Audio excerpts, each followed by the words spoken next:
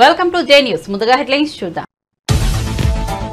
ఏపీలో చంద్రబాబు నాయకత్వంలో 24 మంది మంత్రులతో కేబినెట్. సుదీర్ఘ కసరత్తుల అనంతరం మంత్రులకు శాఖల కేటాయింపు. పవన్ కు ఉప ముఖ్యమంత్రి పదవి. లోకేష్ కు శాఖ, హోంశాఖ మంత్రిగా వంగల్పూడి అనిత.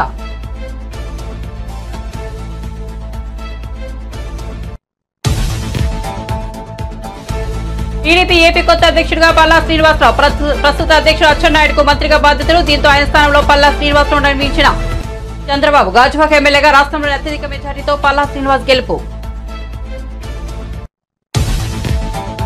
కేసీఆర్ పేరు ఉందని 25 లక్షల పుస్తకాలు వాపస్. కాంగ్రెస్ ప్రభుత్వంపై మహేశ్వర్ రెడ్డి ధ్వజం. పుస్తకాల్లో కేసీఆర్ పేరు ఉందని వెనక్కు తీసుకోవడం చాలా బాధాకరమని వెల్లడి.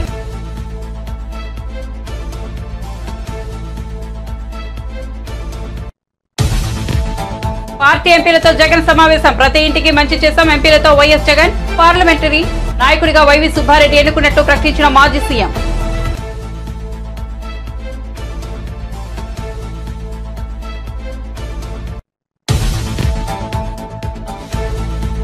కువైట్ లో బుధవారం తెల్లవారుజామున భారీ అగ్ని ప్రమాదం. మృతి చెందిన 4945 మంది భారతీయులు. అత్యధికంగా 24 మంది కేరళ కార్మికులు. వారి మృతదేహాలను కొచ్చికి తీసుకొచ్చిన ప్రత్యేక ఐఏఎఫ్ విమానం.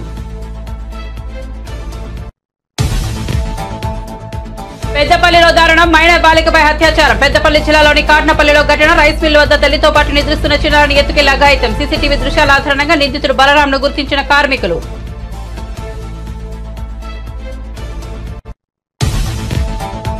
బెంగళూరు జైలు నుంచి విడుదలైన నటి హేమ. రేవ్ పార్టీ కేసులో హేమను అరెస్ట్ చేసిన సీసీబీ పోలీసులు. బెయిల్ కోసం దరఖాస్తు చేసుకున్న నటి హేమ. షరతులతో కూడిన బెయిల్ మంజూరు చేసిన కోర్టు.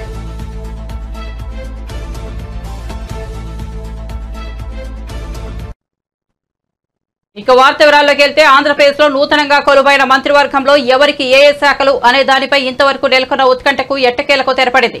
శుక్రవారం మధ్యాహ్నం 2 గంటల 15 నిమిషాల ప్రాంతంలో ఎవరికి ఏ శాఖ అనేది సీఎం చంద్రబాబు నాయుడు కేటాయింపులు చేయడం జరిగింది. ఇందులో జనసేన అధినేత పవన్ కళ్యాణ్, యంగ్ లీడర్ నారా లోకేష్ లకు కీలక శాఖలు ఇవ్వడం జరిగింది. అంతేకాదు యంగ్ మినిస్టర్లకు కీలక బాధ్యతలే చంద్రబాబు అప్పగించారు. ఇక హోం మంత్రి ఎవరవుతారనే దానిపై పెద్ద ట్విస్టే ఇచ్చారు చంద్రబాబు. ఎవరు ఊహించిన రీతిలో మహిళ, అందులోనూ ఎస్సీ సామాజిక వర్గానికి చెందిన వంగల్పూడి అనితకు కేటాయించడం విశేషమని చెప్పుకోవచ్చు. నారా చంద్రబాబు ముఖ్యమంత్రి, law and order, Pawan Kalyan కి డిప్యూటీ సీఎం, పంచాయతీరాజ్, గ్రామీణాభివృద్ధి, అటవీ, పర్యావరణం, సైన్స్ అండ్ టెక్నాలజీ శాఖలకు కేటాయించారు. నారా లోకేష్ మానవ హక్కులు, మానవ వనరులు, అభివృద్ధి, ఐటీ, ఎలక్ట్రానిక్స్, కమ్యూనికేషన్ శాఖలు కేటాయించారు. అచ్చెన్నాయుడికి వ్యవసాయ శాఖ, నాదెండ్ల మనోహర్కి ఆహారం, పౌర సరఫరాల శాఖ, వంగలపూడి అనితకి హోం మంత్రిత్వ శాఖ, పొంగునూరు నారాయణకి పురపాలక శాఖ, పట్టణ అభివృద్ధి శాఖలు కేటాయించారు. సత్యకుమార్ యాదవ్ కి ఆరోగ్య శాఖ, నిమ్మల రామానాయుడికి నీటిపారుదల శాఖ, మహమ్మద్ ఫరూక్ కి న్యాయశాఖ, మైనార్టీ సంక్షేమం, ఆనం రామనారాయణ రెడ్డికి దేవాదాయ శాఖ, పయ్యావుల కేశవ్ కి ఆర్థిక శాఖ, అనగాని సత్యప్రసాద్ కి రెవెన్యూ శాఖ, కొలుసు పార్థసారథికి హౌసింగ్, ఐఎన్పీఆర్ శాఖలు కేటాయించారు. డోలా బాల వీరాంజనేయ స్వామికి సాంఘిక సంక్షేమ శాఖ, గుట్టిపాటి రవికుమార్ కి విద్యుత్ శాఖ, కందుల దుర్గేష్ కి పర్యాటకం, సాంస్కృతిక శాఖలు, గుమ్మడి సంధ్యారాణి స్త్రీ శిశు సంక్షేమం, గిరిజన సంక్షేమ శాఖలు, బీసీ జనార్దన్ కి రహదారులు, భవనాల శాఖలు, టీజీ భరత్ కి పరిశ్రమల శాఖ, ఎస్ సబిత బీసీ సంక్షేమం, హ్యాండ్లూమ్ అండ్ టెక్స్టైల్స్ శాఖలు, వాసంశెట్టి సుభాష్ కార్మిక, insurance, medical services, Kondapalli Srinivas MSME self, NRI empowerment శాఖలు, మండిపల్లి రాంప్రసాద్ రెడ్డి రవాణా, యోజన, క్రీడా శాఖలుగా కేటాయించారు. ఎన్నికల్లో ఓటమిపై డీలా పడొద్దంటూ వైసీపీ చీఫ్ వైఎస్ జగన్ తన ఎంపీలకు తాజాగా ధైర్యం చెప్పారు. తనది ఇంకా చిన్న వయసేనని, మళ్లీ అధికారంలోకి చేపడతామని ధీమా వ్యక్తం చేశారు. మన పార్టీని నమ్ముకుని కోట్లాది కుటుంబాలు ఉన్నాయి. లక్షలాది మంది కార్యకర్తలు, వేలాది మంది నాయకులు ఉన్నారన్నారు. గత ఎన్నికలతో పోలిస్తే మన ఓట్లు 10% తగ్గాయి. ఎట్టి పరిస్థితుల్లో మనలో ధైర్యం సన్నగిల్లకూడదని సూచించారు.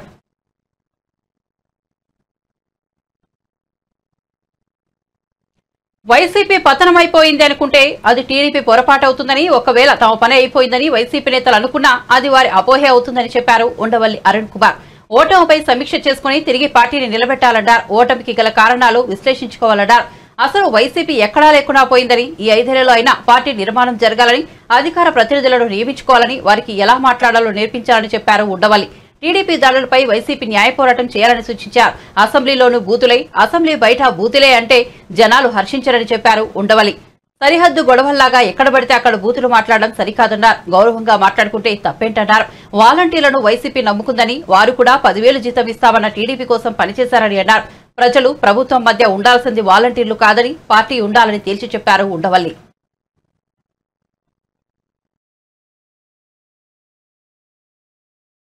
ఇవాళ ఏమైంది? అయిపోయింది. అప్పుడు 23 వచ్చినప్పుడు మీరు చెప్పారు 23 స్థానాలు వచ్చాయి, ఇంక అయిపోయింది చంద్రబాబు నాయుడు చాప్టర్ క్లోజ్ అని. ఇవాళ ఏమైంది? మీకు 11 స్థానాలు వచ్చినప్పుడు వాళ్ళు అంటారు మీ చాప్టర్ క్లోజ్ అని. చాప్టర్లు ఏవి క్లోజ్ అవ్వవు. మీకు ఒక ఉదాహరణ చెప్తాను, ఇదేదో నేను ఊహించి చెప్తుంది కాదు. 1989లో ఇక్కడ సీనియర్లకు తెలిసి ఉంటుంది, 89లో ఫస్ట్ టైం ఎంజీ రామచంద్రన్ చచ్చిపోయిన తర్వాత ఎలక్షన్లు జరిగాయి. అంతకుముందు ఆ ఎంజీ రామచంద్రన్ గారి భార్య జయలలిత ఇద్దరు కూడా పార్టీ నాదంటే నాదని కొట్టుకున్నారు. 89 ఎలక్షన్లో క్లియర్గా 169 సీట్లు కరుణానిధి గారి పార్టీకి వచ్చాయి, 30 సీట్లు జయలలిత గారి పార్టీకి వచ్చింది. కరుణానిధి గారు సీఎం అయ్యాడు. నెక్స్ట్ 91లో రాజీవ్ గాంధీ గారు చచ్చిపోయిన తర్వాత అనుకుంటాను ఈ ఎల్టీటీఈకి కరుణానిధికి సంబంధాలు ఉన్నాయనే దీంతో కరుణానిధి ప్రభుత్వాన్ని రద్దు చేశారు. రద్దు చేసి మళ్ళీ ఎలక్షన్లు వచ్చాయి. మళ్ళీ ఎలక్షన్లు వస్తే జయలలితకి 225, కరుణానిధికి 7 సీట్లు. ఎక్కడ 169 తక్కువ 7కి పడిపోయాడు. రూలింగ్లోంచి అపోజిషన్లోకి మిజరబుల్ అపోజిషన్. కానీ ఏడుస్తూ ఇంట్లో కూర్చోలా, నడిపాడు 5 ఏళ్ళు ప్రతిపక్ష పాత్ర నడిపాడు 7గురితోటే.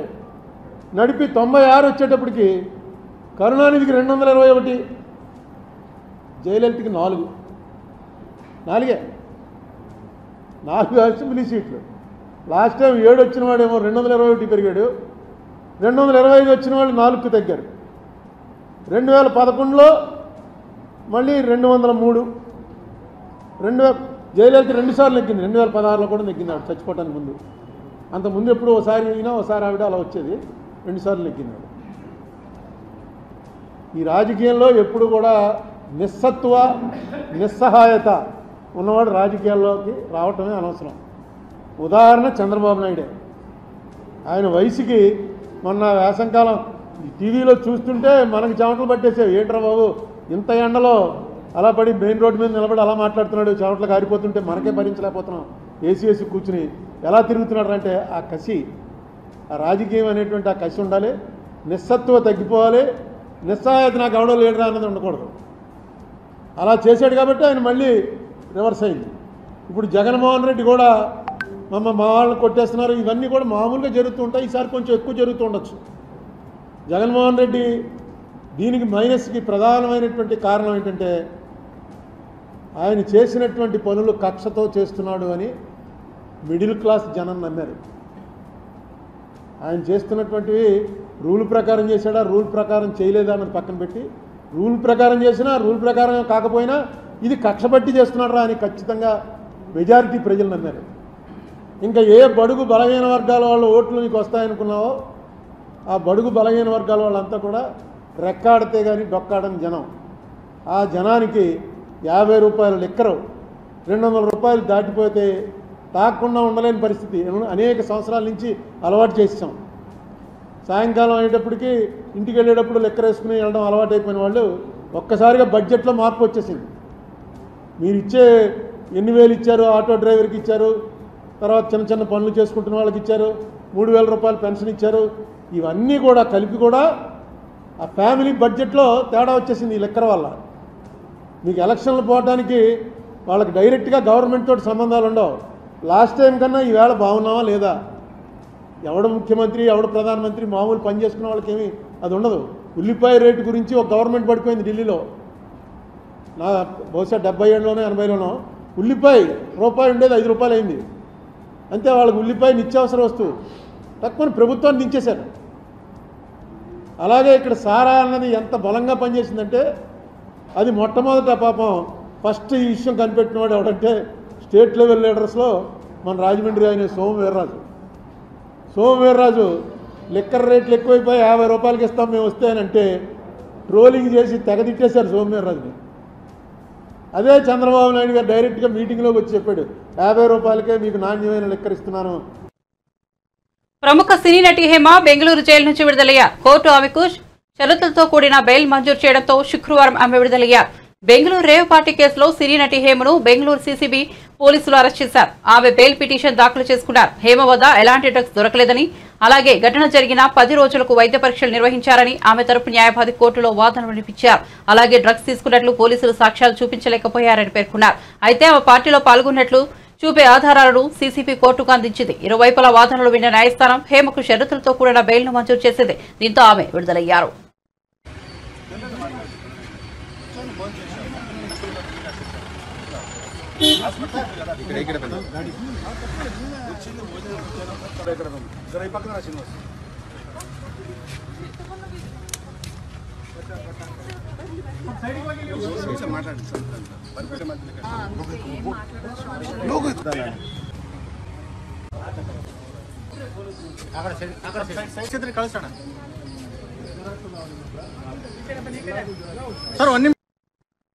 తెలంగాణ తొలి సీఎం కేసీఆర్ పేరు ఉందని రాష్ట్రంలోని విద్యార్థులకు అందజేసిన దాదాపు 25 లక్షల పాఠ్య పుస్తకాలు వెనక్కు తీసుకోవాలని రేవంత్ రెడ్డి సర్కార్ తీసుకున్న నిర్ణయంపై బీజేపీ పక్షనేత ఎల్లేటి మహేశ్వర్ రెడ్డి ఆగ్రహం వ్యక్తం చేశారు. పుస్తకాల్లో కేసీఆర్ పేరు ఉందని వెనక్కు తీసుకోవడం చాలా బాధాకరమని అన్నారు. పుస్తకాలను మళ్లీ ముద్రిస్తే ప్రజలపైనే భారం పడుతుందని మహేశ్వర్ రెడ్డి తెలిపారు. ప్రభుత్వ ఖజానాకి భారం కలిగిస్తే బీజేపీ ఊరుకోదని హెచ్చరించారు. పుస్తకాలను యథావిధిగా పంపిణీ చేయాలని సూచించారు. అధికారుల నిర్లక్ష్యం కారణంగా పుస్తకాల్లో కేసీఆర్ బొమ్మ వచ్చి ఉండొచ్చని, ఆ అధికారులపై చర్యలు తీసుకోవాలని డిమాండ్ చేశారు. అంతే తప్ప ఇచ్చిన పుస్తకాలను తిరిగి తీసుకోవద్దని హితవు పలికారు. పుస్తకాల్లో చించేసిన పేజీల వెనక జాతీయ గీతం ఉందని తెలిసిందని, దాన్ని తీసేయడం మంచి పద్ధతి కాదని ఏలేటి మహేశ్వర్ రెడ్డి అన్నారు. ఏపీలో గత ముఖ్యమంత్రి బొమ్మ ఉన్న పుస్తకాలను అలాగే పంపిణీ చేస్తున్నారని తెలిపారు. 10 సంవత్సరాల నుంచి కొన్ని లక్షల పెండింగ్ లో ఉన్నటువంటి పెన్షన్లు కూడా దాని మీద ఏం పెన్షన్ ని కలిపి నుంచి మీరు అధికారం చేపట్టిన నుంచి మీరు కూడా ఇవ్వాల్సిన బాధ్యత మీ మీద ఉన్నది. ఇచ్చిన హామీకి కట్టుబడి ఉండాల్సినటువంటి బాధ్యత మీ మీద ఉన్నది. ఖచ్చితంగా మీరు ప్రతి వృద్ధులకి ఇక్కడ ఉన్నటువంటి పెన్షన్దారులందరికీ కూడా 12,000 రూపాయలు కలిపి మరి వచ్చే నెల నుంచి పెన్షన్ ఇవ్వాల్సిందిగా మేము భారతీయ జనతా పార్టీ నుంచి మేము డిమాండ్ చేస్తూ ఉన్నాము. అంతేకాకుండా 1వ తరగతి నుంచి 10వ తరగతి వరకు పంపిణీ చేసినటువంటి పుస్తకాలు కేవలం కేసీఆర్ పేరు ఉందనో, కేసీఆర్ బొమ్మ ఉందనో పంపిణీ చేసిన 2 రోజుల తర్వాత పుస్తకాలను వాపసు తీసుకొని మళ్ళీ కొత్తగా ప్రింట్ చేసే ప్రయత్నం చేయడం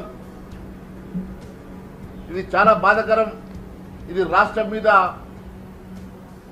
పెను భారం మోపబోతుందన్న సంగతి నేను తెలియజేస్తా ఉన్నాను.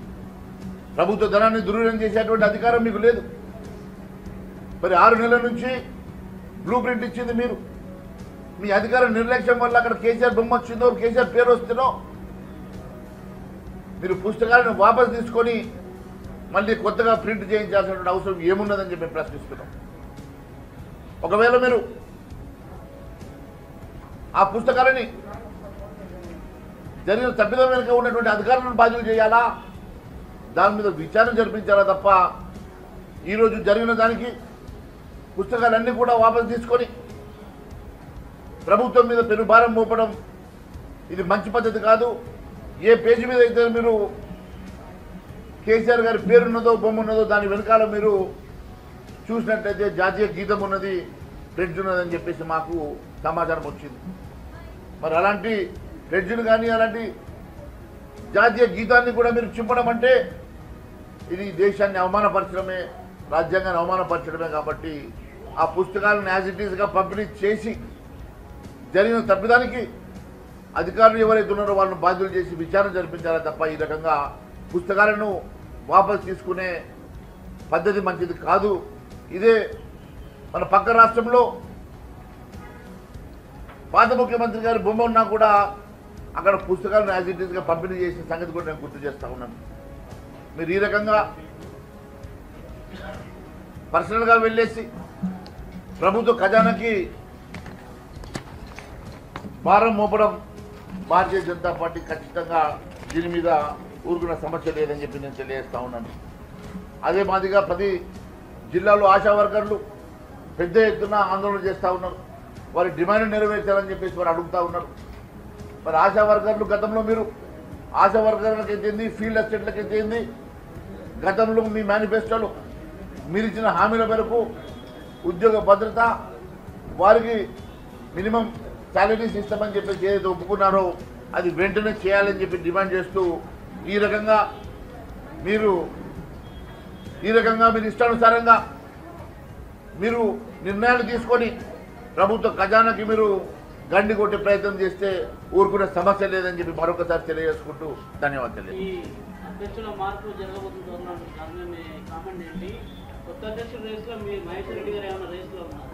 చూడండి, సమయము టెన్యూర్ అయిపోయిన తర్వాత అధ్యక్షులు పెద్దపల్లిలో దారుణం చోటు చేసుకుంది. తల్లితో పాటు నిద్రిస్తున్న 6 ఏళ్ల బాలికను ఎత్తుకెళ్లి ఓ దుర్మార్గుడు అత్యాచారం చేసి కిరాతకంగా హత్య చేశాడు. ఈ విషాదకర ఘటన జిల్లాలోని కాట్నపల్లిలో ఓ రైస్ మిల్లు వద్ద చోటు చేసుకుంది. రైస్ మిల్లులో గురువారం రాత్రి తల్లితో పాటు నిద్రిస్తున్న 6 ఏళ్ల బాలికను అదే మిల్లులో డ్రైవర్ గా పనిచేస్తున్న బలరాం ఎత్తుకెళ్లాడు. అనంతరం సమీపంలోని పొదల్లోకి తీసుకెళ్లి అత్యాచారం చేసి చంపేశాడు. బాలిక బతికి ఉంటే విషయం ఎక్కడ బయటకు వస్తుందోనని భావించి అక్కడే గొంతు నిలిమి దారుణంగా హత్య చేసినట్టు తెలుస్తోంది. ఆ తర్వాత కొంత సమయానికి కూతురు తన పక్కన కనిపించకపోవడంతో తోటి కార్మికులకు తల్లి విషయం చెప్పింది. దాంతో వారందరూ కలిసి పరిసరంలో వెతికారు. ఈ క్రమంలో పొదల్లో విగచితివితిగా పడి ఉన్న బాలిక మృతదేహాన్ని గుర్తించారు. కాగా గురువారం అర్ధరాత్రి బలరాం ఆ బాలికను ఎత్తుకెళ్లిన దృశ్యాలు సీసీటీవీ కెమెరాలో రికార్డయ్యాయి. వెంటనే స్థానికులు నిందితుని గుర్తించి పోలీసులకు అప్పగించారు. పోలీసులు ఘటనా స్థలానికి చేరుకుని పరిశీలించారు. అనంతరం బాలిక మృతదేహాన్ని ప్రభుత్వ ఆసుపత్రికి తరలించారు. బాలిక మృతదేహాన్ని శవపరీక్ష చేయనున్నారు. ఈ మేరకు కేసు నమోదు చేసి దర్యాప్తు చేస్తున్నారు.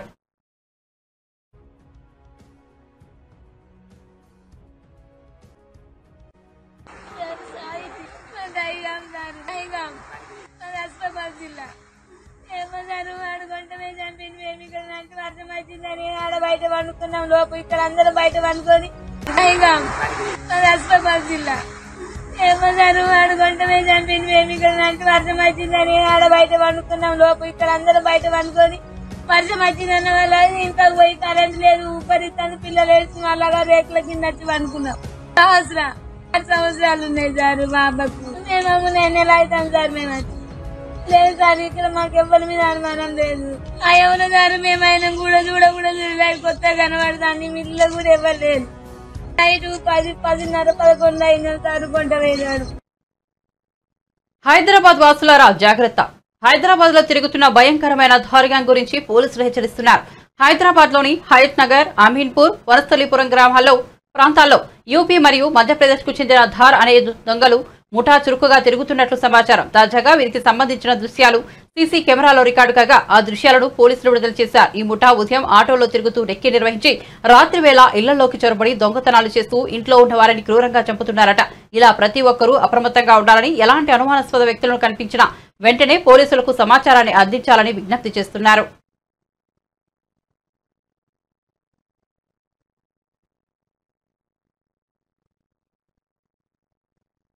నచ్చని పెళ్లి సంబంధం తెచ్చాడని తండ్రిని కిరాతకంగా కొట్టి చంపిన కూతురు. అన్నమయ్య జిల్లా మదనపల్లిలో జీఆర్టీ స్కూల్ టీచర్ దొరస్వామి తన కూతురికి పెళ్లి సంబంధం కుదిర్చాడు. అయితే సంబంధం వద్దని కూతురు చెప్పినా తండ్రి ఒప్పుకోలేదు. దీంతో కోపిదిద్దులతో కూతురు చపాతీల కర్ర, ఇనుపరాడుతో తన తండ్రిని కొట్టి చంపేసింది. ఈ ఘోర ఘటనతో షాక్ లో ఉన్న స్థానికులు కూతురుని అదుపులోకి తీసుకున్న పోలీసులు కేసు నమోదు చేసి దర్యాప్తు చేస్తున్నారు.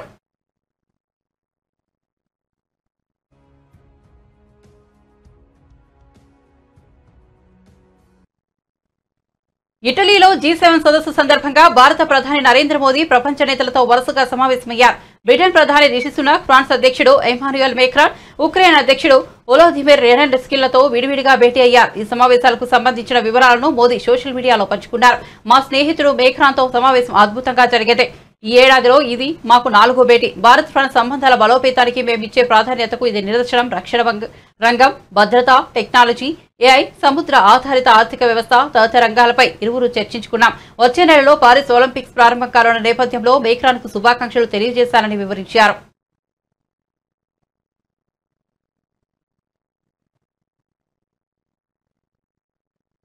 కువైట్ అగ్ని ప్రమాదంలో మరణించిన భారతీయుల మృతదేహాలు స్వదేశానికి చేరుకున్నాయి. ప్రమాదం అనంతరం అక్కడికి వెళ్లిన కేంద్ర మంత్రి VK సింగ్ 45 మృతదేహాలను ఇండియన్ ఎయిర్ విమానంలో కేరళలోని కొచ్చికి తీసుకొచ్చారు. వీరిలో అత్యధికంగా కేరళకు చెందిన వారే ఉన్నారు. ఆయా మృతదేహాలను బాధిత కుటుంబాలకు అప్పగించనున్నారు. కాగా ఈ నెల 12న కువైట్లో జరిగిన ఘోర ప్రమాదంలో 45 మంది భారతీయులు సజీవ దహనమయ్యారు.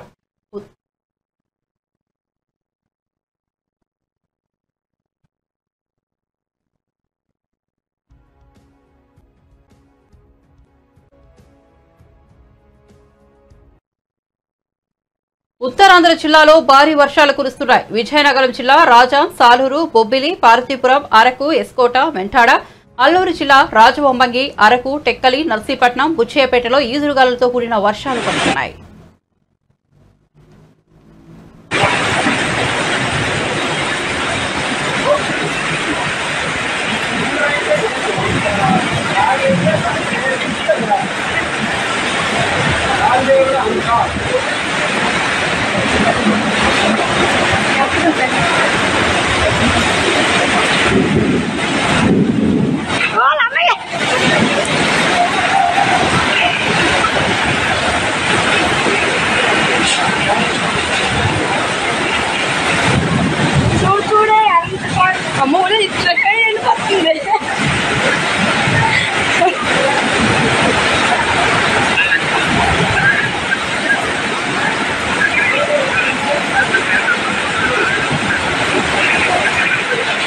అమ్మో అయిపోయి చెప్తే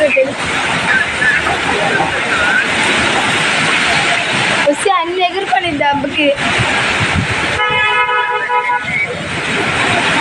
మా అమ్మ మనకి ఓకే మళ్ళీ రిపేర్ లేదు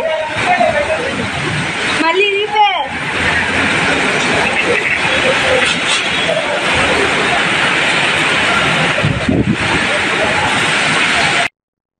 తెలంగాణ తరహాలో ఇప్పుడు ఆంధ్రప్రదేశ్ లో కూడా ఫుడ్ సేఫ్టీ అధికారులు దాడులు జోరుగా సాగుతున్నాయి. విజయవాడలోని ప్రముఖ నవరంగ్ బేకరీపై ఫుడ్ సేఫ్టీ అధికారులు ఆకస్మిక దాడులు నిర్వహించారు. ఈ దాడుల్లో అనుభవం లేని వ్యక్తుల చేత బ్రెడ్లు తయారీ జరుగుతున్నట్లు, అలాగే ఎటువంటి లేబుల్స్ లేని బ్రెడ్లను విక్రయిస్తున్నట్లు అధికారులు గుర్తించారు.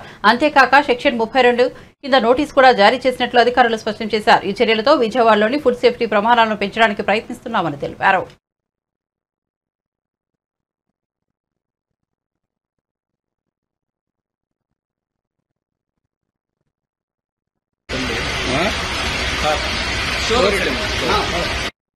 అది ఫ్రెష్ ఇది ఫ్రెష్ అది వేస్ట్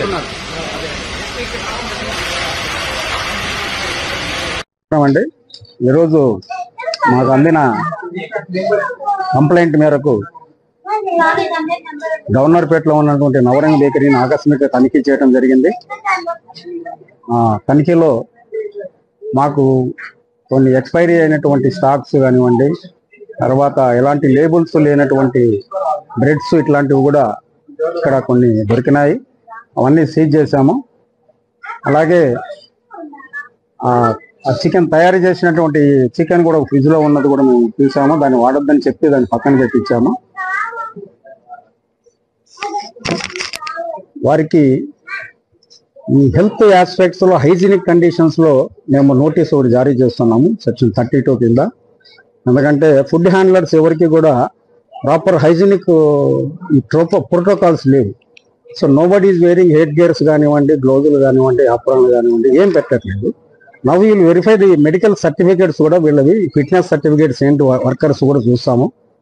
మాకు ఇచ్చిన కంప్లైంట్లో ముఖ్యంగా ఒక పురుగులు ఒక బ్రెడ్లో రావటము, దాన్ని మేము ఈరోజు ఇమ్మీడియట్గా ఆఫీస్కి వచ్చి ఆయన మాకు ఇవ్వటం మూలంగా ఈరోజు ఈ నవరంగ్ బేకరీని ఆకస్మిక తనిఖీ చేశాము.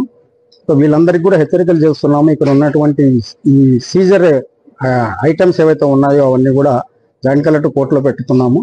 సో వారికి తగినటువంటి శిక్షలు కూడా ఉంటాయని కూడా ఈ సందర్భంగా మనవి చేస్తున్నాము. వీళ్ళెవరికి ఆరోగ్యపరమైనటువంటి తర్వాత హైజీనిక్ కండిషన్స్ మీద ఒక ఫాస్ట్ ట్రాక్ ట్రైనింగ్ కూడా ఇవ్వాల్సిన అవసరం ఉంది. ఇట్లా ట్రైనింగ్ అయిన వాళ్ళు కూడా ఎవరు ఇక్కడ లేరనేది కూడా మేము గమనించాము. అలాగే ఫ్రిడ్జ్లో కూడా పెట్టినవన్నీ దేని మీద కూడా మూతలు లేవు. ఈ చికెన్ తయారు చేసిన చికెన్ కానీ దాని మీద ఎక్కడ మూతలు కూడా లేవు. సో ఇవన్నీ ఈ గుడ్ మ్యానుఫ్యాక్చరింగ్ ప్రాక్టీసెస్ కాదు. కాబట్టి దీని మీద కఠినంగా చర్య తీసుకుంటాము. ఆ తర్వాత వీటిని జాయింట్ కలెక్టర్ గారి కోర్టులో కూడా కేసు పెట్టబోతున్నాము. అలాగే ఈ వీటి శాంపుల్స్ కూడా తీసి మేము ల్యాబొరేటరీ పంపించి హైదరాబాద్లో ఆ తర్వాత తద్వారా వచ్చినటువంటి రిపోర్ట్ బేస్ చేసుకొని మేము దీని మీద తగిన చర్య తీసుకుంటామని మీ ద్వారా ఈ సందర్భంగా తెలియజేస్తున్నాం. అలాగే విజయవాడ నగరంలో ఉన్న అన్ని బేకరీలు కానివ్వండి, అన్ని ఎస్టాబ్లిష్మెంట్ కూడా ఇది ఒక హెచ్చరికగా మేము చేయబోతున్నాము. ఇది మొదటి తప్పిదంగా ముందు మేము వదిలేసేది రేపు మేము ఇచ్చినటువంటి నోటీసు 14 రోజులు టైం ఇచ్చేసి దాన్ని రెక్టిఫై చేయమంటాము. అవన్నీ చేసుకోకపోతే మాత్రము వీళ్ళ లైసెన్స్ క్యాన్సిల్ చేస్తామని కూడా మీ ద్వారా తెలియజేస్తాం. బులెటిన్ ముగించే ముందు హెడ్లైన్స్ మరోసారి చూద్దాం. ఏపీలో చంద్రబాబు నాయకత్వంలో 24 మంది మంత్రులతో కేబినెట్ సుదీర్ఘ కసరత్తుల అనంతరం మంత్రులకు శాఖల కేటాయింపు. పవన్ కు ఉప ముఖ్యమంత్రి పదవి, లోకేష్ కు ఐటీ శాఖ, హోంశాఖ మంత్రిగా వంగలపూడి అనిత.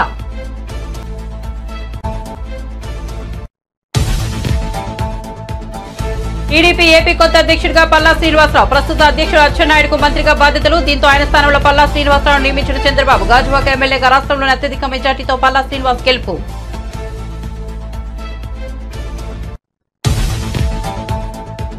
కేసీఆర్ పేరు ఉందని 25 లక్షల పుస్తకాలు వాపస్. కాంగ్రెస్ ప్రభుత్వంపై మహేశ్వర్ రెడ్డి ధ్వజం. పుస్తకాల్లో కేసీఆర్ పేరు ఉందని వెనక్కు తీసుకోవడం చాలా బాధాకరమని వెల్లడి.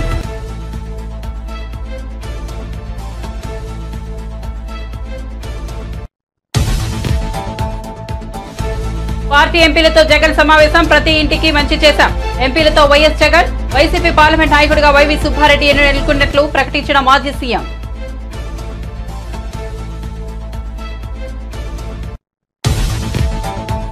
కువైట్ లో బుధవారం తెల్లవారుజామున భారీ అగ్ని ప్రమాదం. మృతి చెందిన 49 మందిలో 45 మంది భారతీయులే. అత్యధికంగా 24 మంది కేరళ కార్మికులు. వారి మృతదేహాలను కొచ్చికి తీసుకొచ్చిన ప్రత్యేక ఐఏఎఫ్ విమానం.